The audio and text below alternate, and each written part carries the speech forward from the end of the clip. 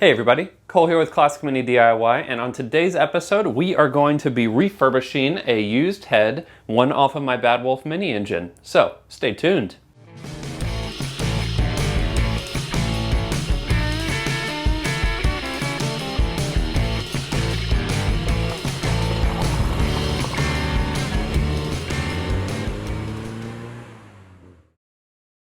Today's episode is brought to you by you.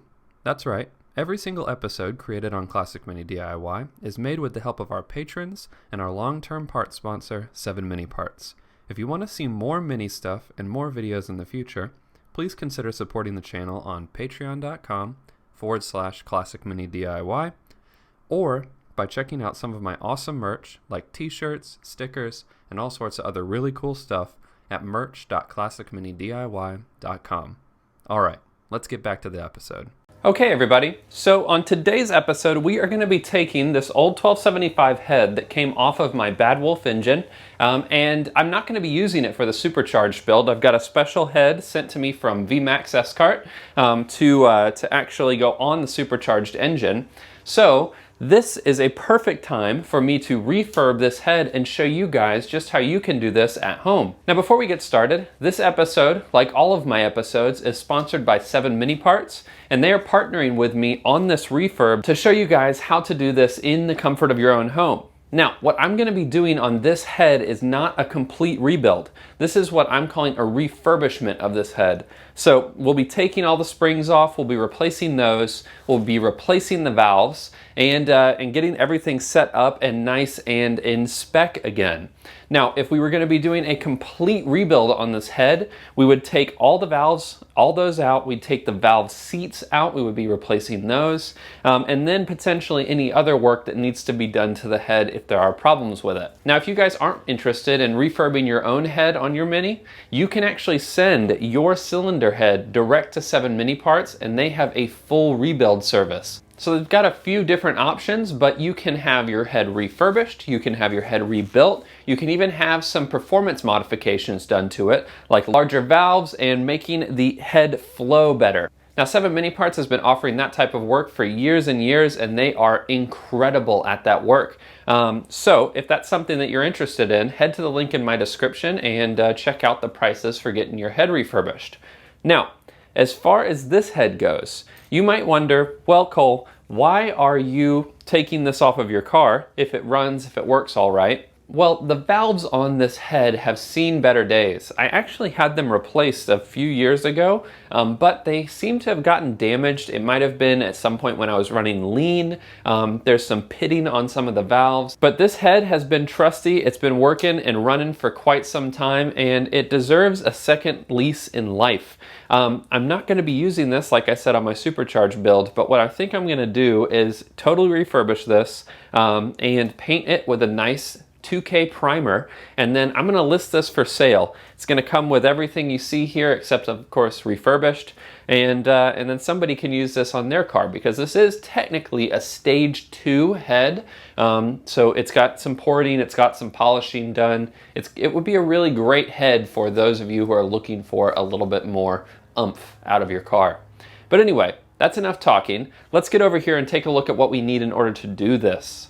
And first, what we'll do is remove our rocker assembly here. So rocker assembly comes off, and on one side you have these rounded ends. Those are what make contact with your push rods, and this is moving. This actual rocker assembly here is what moves up and down to open and close your valves. Now on the other side, this is the valve seating spot. This is where the valve actually makes contact with the rocker assembly. And on a standard rocker assembly like this is just a face of metal. These can get worn. You can see a little bit of wearing on these ones and some indentations on there. It's nothing awful, but it might be worth replacing this in the future. In comparison, so this is a standard rocker assembly. This is a roller rocker assembly. So if you look at this one here, so you can see here, these are actual rollers. So the goal of this here is to reduce the amount of strain placed on a single place on your rocker assembly, and it spreads the load out and allows less friction as you're opening and closing your valves.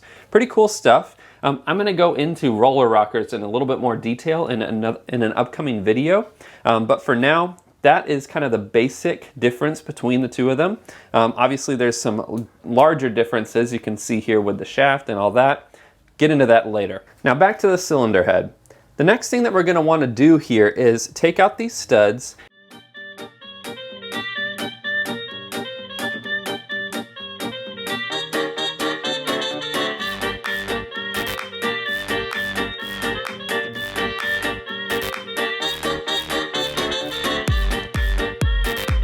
Now, this part of the video, unfortunately, my microphone had a system failure while I was doing this, but what we're going to be doing is removing the valve springs, and that's done by taking a valve spring compressor and clamping down from both the top and the bottom of your head.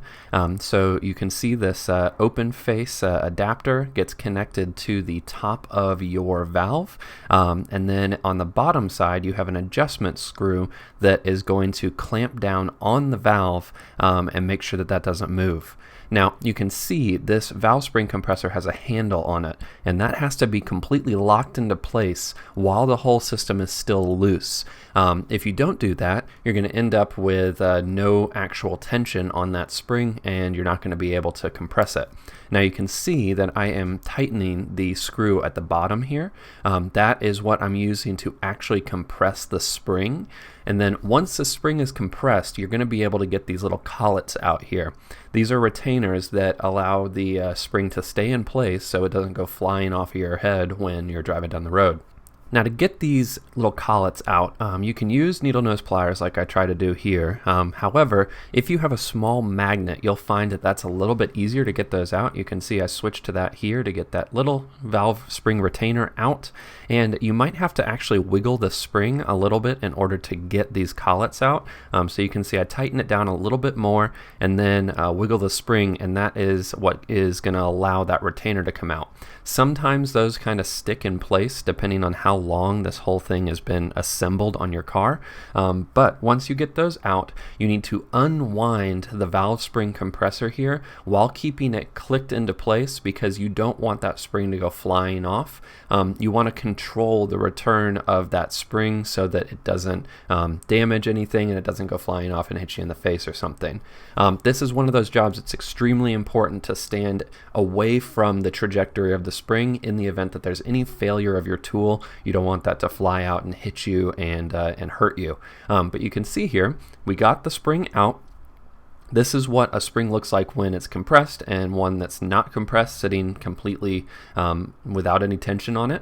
And there's a little collet on the top that is going to be able to get punched out in a little bit, but we'll set that off to the side here, and then you can see there is a valve stem seal here. This is something that often causes leaks on cars. You can leak oil into the combustion chamber, and then ultimately you burn oil and you have smoke coming out the back. It's one of the easiest things to replace if you have the head off, and one of the best things that you can replace as well. You'll also find that these valve stem seals kind of get caked on or stuck into place. They come off. I like to use a panel puller. Looks like this, and you can get it underneath that seal and just pry it up. You can see, give it a little bit of oomph, and it'll come off eventually. This is something that you don't really have to worry about damaging the actual seal, but you do want to be nice to the valve guides if you're going to continue to use those. Now, these seals are pretty easy to replace, and there is a newer version that is available now. So these are an older style version that I have on my car. When we replace these, we're going to use a newer version from an MPI head. They're brown, and they create a much better seal on these valve guides, and will prevent any oil from seeping past and into the combustion chamber, which is definitely the ideal route we want to take here.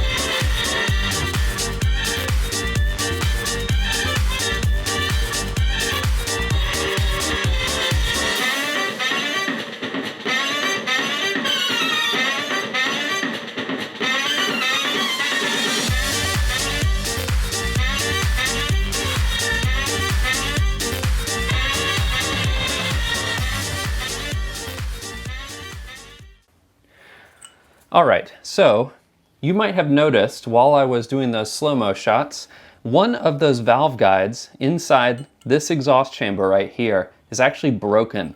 That is not a good thing. In this situation, my guess is what happened is this valve guide broke for whatever reason. Maybe it got too hot, maybe it was pressed in incorrectly, there was too much tension. No way of saying for sure, but what I think what happened is that piece of that valve guide fell down and either went out the exhaust pipe, hopefully, ultimately went out and just got ejected out the rear of the exhaust, or something interesting I noticed here is that the valve, the exhaust valve that actually came out of here, has a lot of pitting in it. You guys can see that pitting there. I don't know for sure, but I'm wondering if either A, that piece of the valve guide fell back into the cylinder and bounced around in there, ultimately was like pulverized by the cylinder and all the craziness that's happening inside those combustion chambers, or you know, maybe something else causes pitting. Who really knows? Either way, I'm really lucky that the car didn't have any sort of, you know, failure or anything catastrophic, but that is a really, really interesting thing. Now you'll also notice the valve wiggles a ton in there, and that is because that valve guide is broken. Now, in this case, what this means is that we're going to have to take these valve guides out and replace them. Most definitely this one, but it's one of those things that I'm going to go ahead and do all at the same time. Additionally, these valve seats, whoever did these before, didn't properly level out the exhaust and intake valves on the top side of your cylinder head.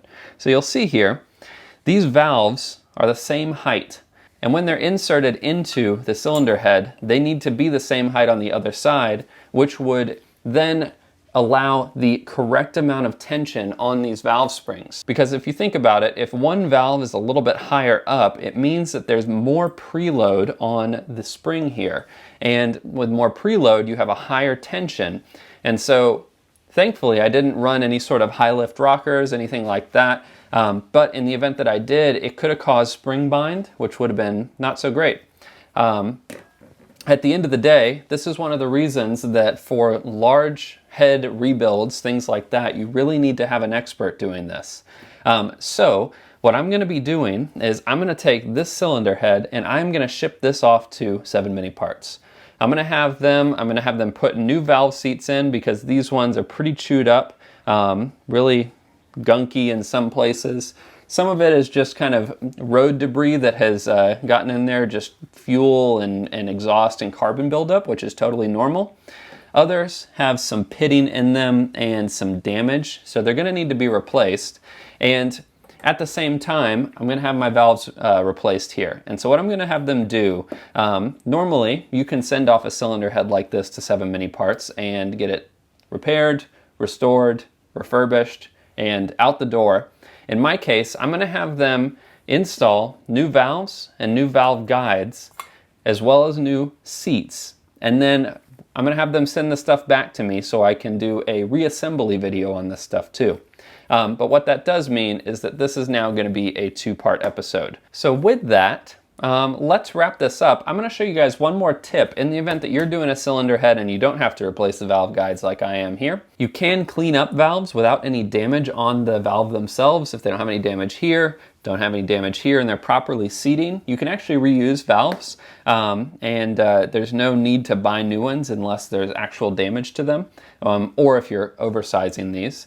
And so let me show you guys a cool way to clean these up. Now, in the event that you don't actually have any damage to your valve guides and you don't have any damage to your valves themselves, you can clean these up. And there's an easy way to do that. Now, you can see I switched out my gloves. I needed something with just a little bit more protection. Now, you'll see this valve is really, really dirty. This is an intake valve. It is one of the larger valves, and it is caked up with all sorts of gunk and grossness. Now, if you want to clean this up, you can actually pretty easily do this pretty quickly, and that is using one of these wonderful things called a drill. Now, take your valve, install it on your drill here, and you want to just cinch that down, and you'll see here, you can actually spin the valve just like that. And now don't forget, you will want eye protection for this. And you can take a piece of sandpaper like this, spin the valve, and actually clean up the valve using a drill. So let's go ahead and do that, and I'll show you guys how this turns out.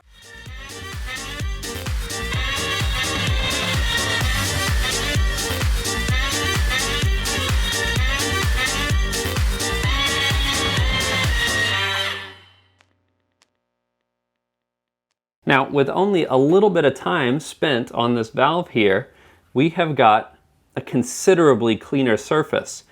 And that side, man, that side is night and day.